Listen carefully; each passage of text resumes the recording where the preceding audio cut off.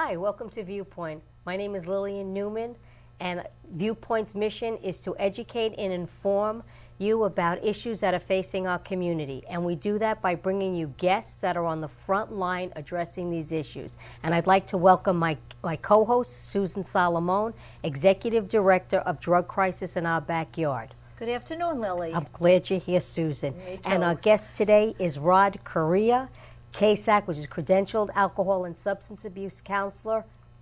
G, gambling, right? That is your specialty, is Yes. gambling. Yes, it Welcome. is. Well, thank you. Thank you. Glad It's to good to have be you here. here. You know, when we were talking about shows and just a little bit before, when we were talking about gambling, I have the title is The Other Addiction. It's almost as if gambling isn't looked at like a real issue. Do you find that in your field? And could Well, tell us you a little know, bit about that? Nowadays, gambling is so accepted by society. Casinos, scratch-offs, lotto, you see it on TV, you hear it on the radio. It's especially for the young adults. It's so common that it's just an accepted thing for them. It was never taken as seriously as drugs or alcohol. So now is the realization that with all the popping up of casinos, all these lottos, these billion-dollar lottos and everything, they're realizing that they're also causing a lot of problem gambling among people. Yeah. It's funny you say that, Rod, because when I first heard about there being gambling prevention, I said to myself, this is crazy. What else are we going to try to stop? So I felt myself, I don't really understand it. I'm so happy that you're here today to explain it, because I can't really understand it, although I have an enormous amount of information about substance abuse and understand substance use. I can't understand gambling as an addiction. So I'm glad, so if I can't, and I am very much aware of addiction and addictive behavior, you can imagine what the regular population is thinking about. No, absolutely. When you talk about, first of all, you got to understand the brain function. Okay. Okay. When, for instance, if you have a piece of cake and it tastes really good, that message goes to the midbrain, where's the reward center, and it says, I like this. I'd like another piece. Now, when there's good communication with your frontal cortex, which is the one that has the impulse control, the right from wrong, the stop and go, it'll tell you, well, you've had enough. Got it. You've had enough. You got to stop. When there's the lack of communication, when there's a breakdown of communication, that midbrain just wants more and more and more, and there's no stopping it. So it eventually gets to the point where the his life is just revolved around that particular addiction, whether it's food, whether it's sex, whether it's gambling, whether it's drugs, whether it's alcohol.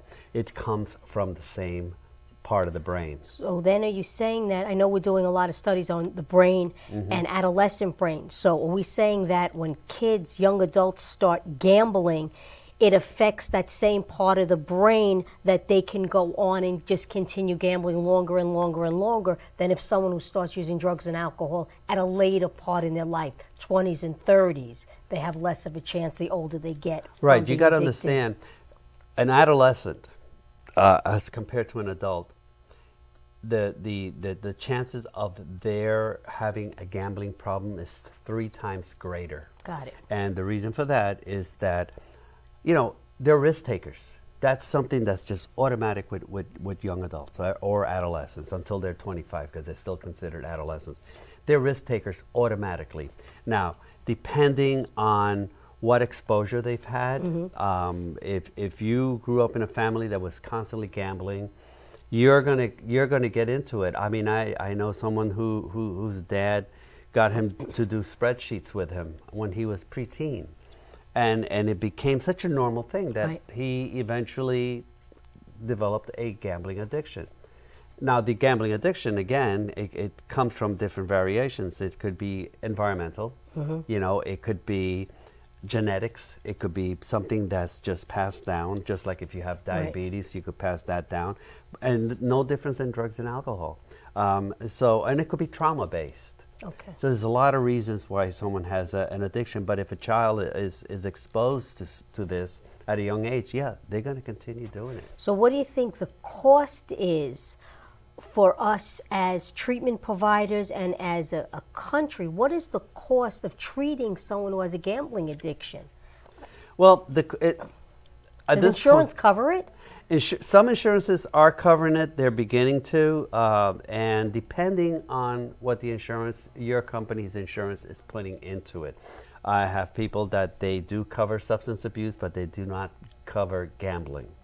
Medicaid used to cover gambling, but once DSM moved it to non-substance disorder, it was changed. Got it. Now gambling is called, it's not even called pathological gambling, it's called disordered gambling. Got it.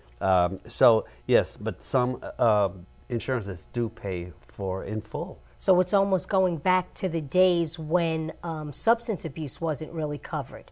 Before it got to DSM and it was considered a disease, Right. you couldn't get coverage, you had to pay out of pocket. Right, and the problem is that, again, it's so accepted, they're not seeing the seriousness of it. They're beginning to, Right.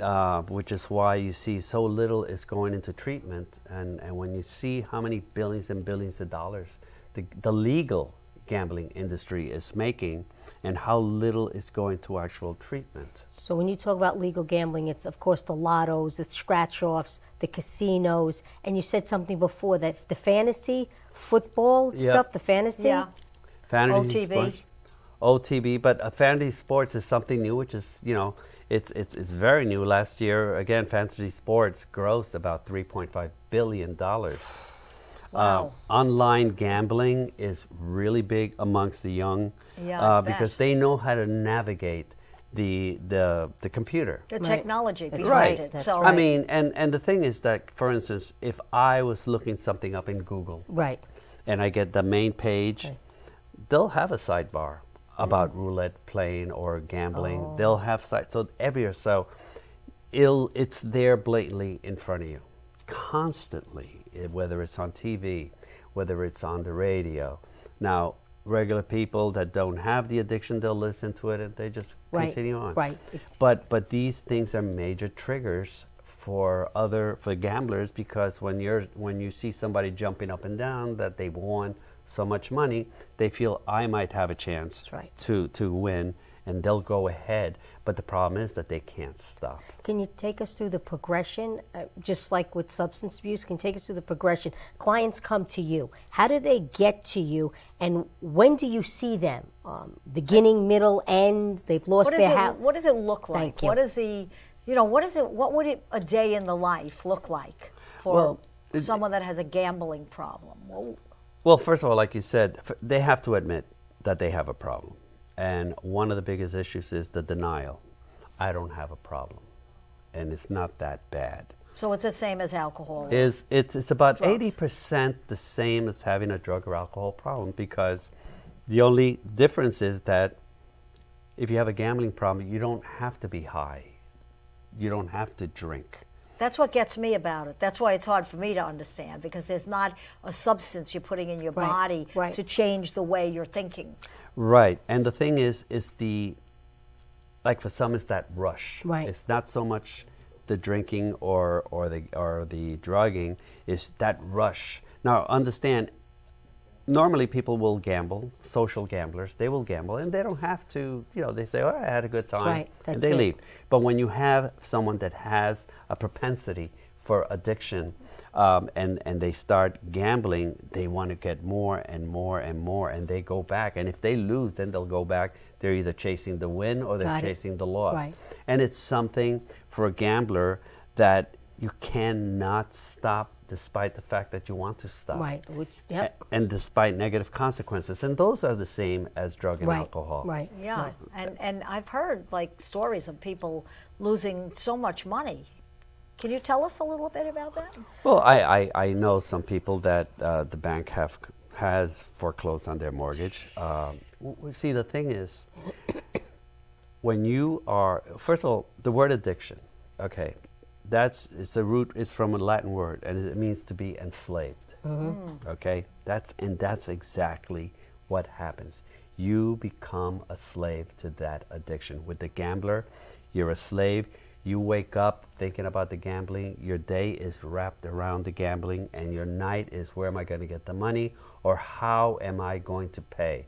Because, gambling is one word, but there are so many different types of gambling. You scratch offs. A lot of people are not aware that that's considered gambling. Scratch offs, the lotto, horse races, the casinos. The stores now, in the past, depending on the culture, there were different types. And numbers, right? The numbers. And I have to admit, my dad was a numbers player but it was illegal. Right. That's right. But now they're legal, and right. and the states are making money on the gambling. Right now, as of I think 2014. Casinos, they were making up to $400 billion a year. Now you figure where in America, in the United States, in the United States, all the casinos put together, $400 billion. From that, the states or the country is taking from there $240 billion in taxes. In just winnings, revenue, right? Yeah, in the revenue from people. Yeah, from the casinos. Casinos are one of the largest as far as gambling. They're all over. Most monies, right? Yeah, that's what they're all over, and they're continually developing this. So I heard New York State was voting on some in the upstate area about some casinos. Right, and I think last year 3 contracts were drawn up. Now, a couple of years ago, 4 years ago, New York State was trying to get Las Vegas to build casinos here. Just to apply, they were charging them $1 million just to apply for an application. It's a lot of money being made. There's a lot of money in it. But I have to tell you something. I don't see where the money is going to benefit anybody. It's not going in schools. It's not going to roads. It's not going to lower taxes. It's not going for treatment, for gambling. Where's the money? Where's the $240 billion? Well, for instance, these new casinos, when they're building here, when they create the application, the Gaming Commission is saying they have to put down what are their plans for treatment. Because they realize, like for instance, if you have a casino within a 50-mile radius of a casino, the prevalence of problematic gambling or pathological gambling is greater. Got it. And now they're building everywhere. So where are they building in New York? Oh my God, New York right now has over 20 casinos. Really? Yeah. Where? Catskills? New York State. New York State. Yeah, they're all over. The Catskills. Here we have Empire Casino. Yes, Yonkers, jumping. Okay. And Resorts International in Queens. That's why. That's why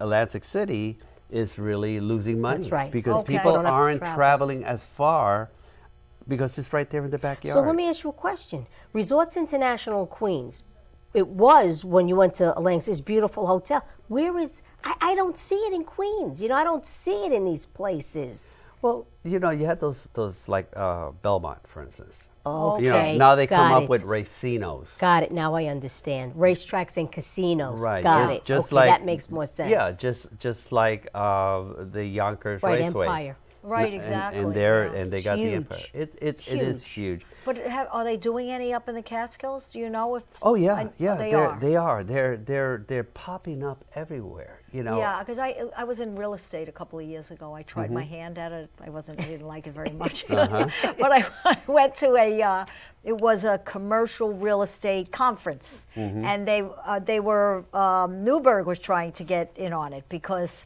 of all the money it would generate for the city to have this money coming in. It could renovate itself. Right. And, they'll depending on the revenue from those things. Yeah. Now, if you have a person that has a severe problem with casino, they can ban themselves from the casino. They can call up and say, if they you see go me, there. send They're me home. their photographs are taken, and if they catch them, they're escorted out.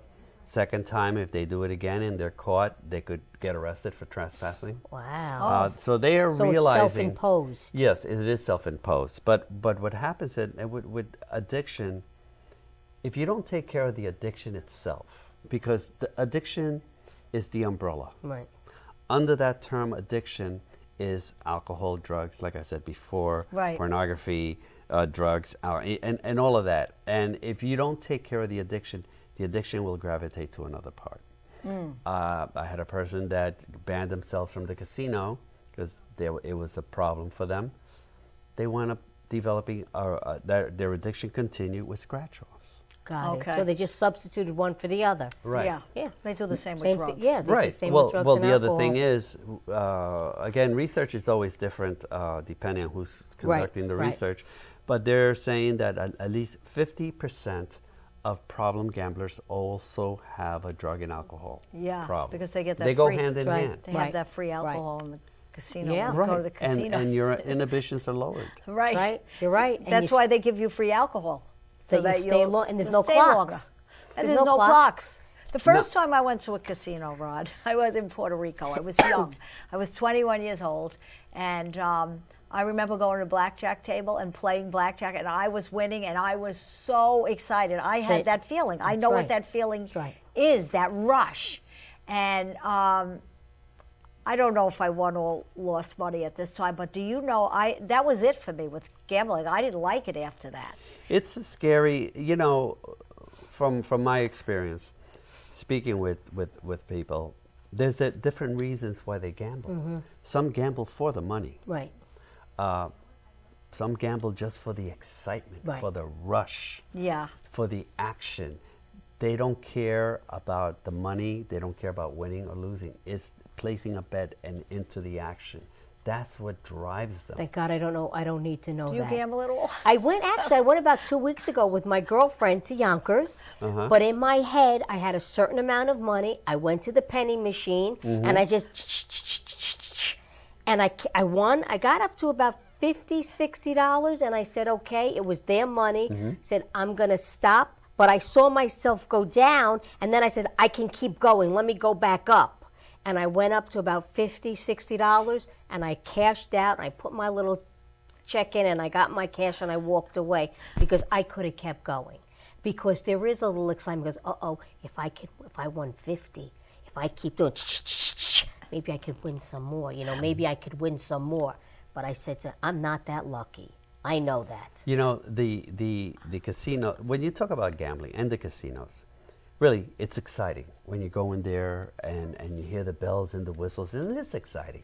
And this, and I've said it even to people at the casino. I said, there's nothing wrong with gambling. Right. There really, the problem is the gambler. Right. And again, those that have the propensity for addiction, they're the worst off for it. Once you can't stop, you don't think of consequences. This thing is, it's like being possessed by something that just doesn't let go. Right. And it's tough because, again, when you asked before what brings a person to treatment, it's either crisis driven, or a family member saying either that or there's divorce. Right. Right. And you bring the person in, and even if they come in, there is denial. Right. But the first step is to get them to admit that they do have a problem. And then you proceed in the treatment Right. with them. And again, I always tell them, you're going to get out of this as much as you put in. Right. So now, you have a CASAC with a specification in gambling. Yes. And I've never heard of that before. So could you tell us a little bit about that and where you work and, Sure. I work at the Lexington Center for Recovery. 2 offices. Right now, supposedly, from what I understand, I'm the only problem gambling counselor in all of Westchester. Most Which certainly are. So I work at our New Rochelle office and our Mount Kisco office. And to get the G, first of all, you got to have the CASAC. Right. You got to understand addiction. You got to know alcohol. You got to know this. But it's to understand what addiction does.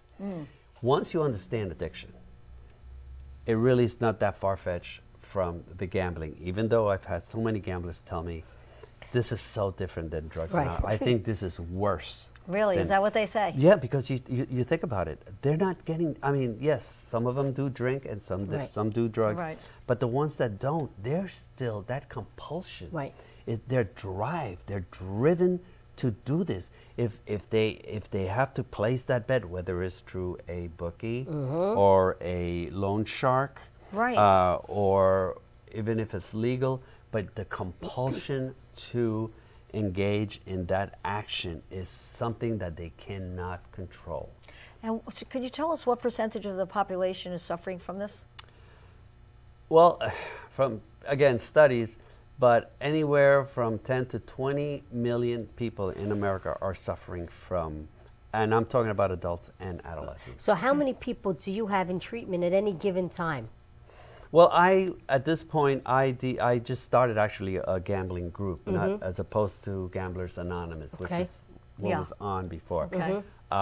I do individual sessions with the clients, and we work on education, because the first important thing is in order to beat an enemy, Right. you got to know who this enemy That's is. right. You got to know their weaknesses, you got to know their strength, and you got to know that this thing resides in here. That's right. And that's what they have to understand.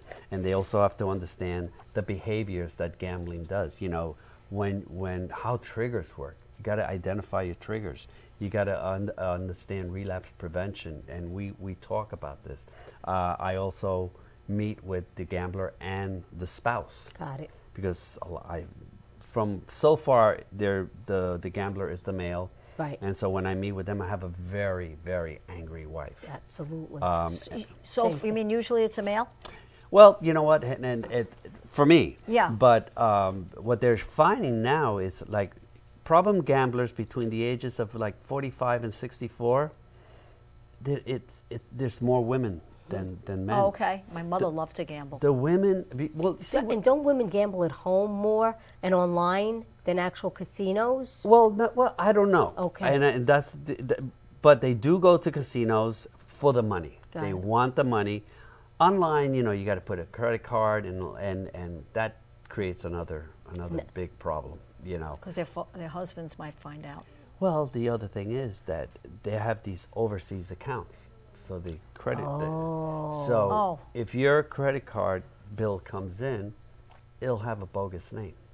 Oh, I see. And Okay. so you could gamble online, whether it's poker or roulette or whatever. You could gamble online and draw, your max out your credit cards. But why does it have a foreign name? Are they illegal? Because Is it's that illegal here. Oh, that's illegal. So it's comparable to the pharmacies that are out of this country selling drugs in the country. Right, exactly. Yeah, People, okay. nowadays, pharmacies, people want to save money. They're very expensive. But the gambling is they're bringing it now into your home. Right. Yeah. Now Right. you don't have, have to to go leave out. the house. You don't. You could just lock yourself into right. your room Hours. with your laptop and play for hours, and then come out owing $5,000 or basically in the debt. So then they got to figure out. So here's the thing: in the morning you wake up, anxieties. How do I tell my wife? I Right. can't tell my wife. So if I can't tell my wife, if I continue gambling, I could win that money That's back. right. And then There's this the way I could pay it spiral. off, and then they don't realize That's it. right. The gambling mentality this is part because it gets distorted. It's distorted thinking when you Yeah. when you have that. A gambler will think, well, I'll just play, I'll get the money, and I'll pay my bill. That's right. That's simple. That's it. That's simple. Yeah. Doesn't work. It's the house always wins. I know. That's what they're there for. They're Right. there to make Win. money. Right. And yes, people do win, and they have won, but basically the casinos, Wins. the lottos, all of these, they're there to make the money, and they do. And they As I was saying. So how many people do you see? At this point, I have about 18 people. 18. Yeah. Okay.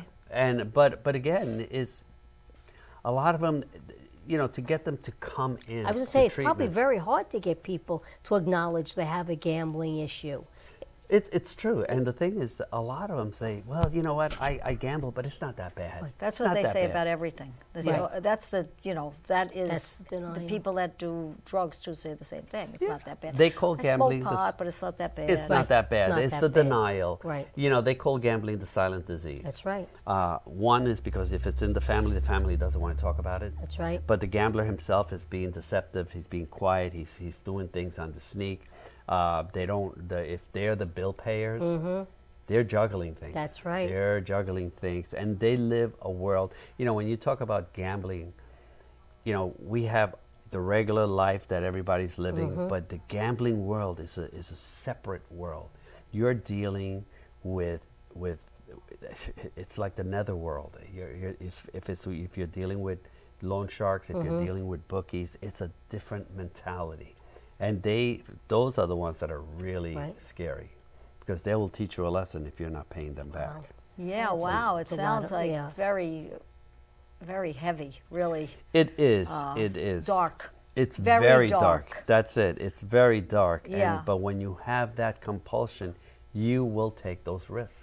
Yeah. You will do whatever it takes to either get the money so you could pay, Right. or to get the money to pay the big, like they say. Right. Yeah, It's- right. It's a That's the gambling has the highest It's a rate of circle. suicide. Wow. And it's yeah, a circle. I didn't know that. The highest rate of suicide. Wow. One of the highest rate. Depending again on the studies, Right. but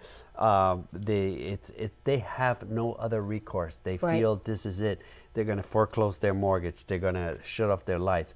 I was reading the other day, a woman drove into a parking lot of a mall and shot herself because she found out that the marshals were going to come to evict them. Wow.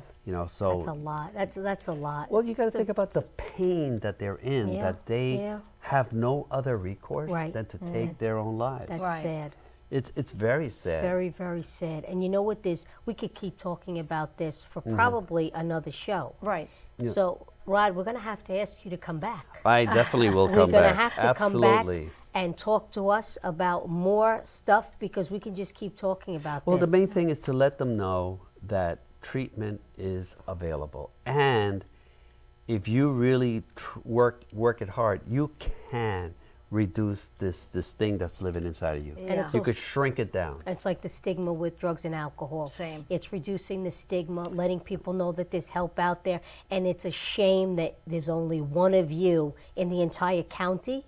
There's only one gambling, but I'm glad that you're here I'm having glad. the program at the Thank you so Lexington much. Recovery Yes. Center. So thank you for the work that you do. Well, thank you very much for having me on.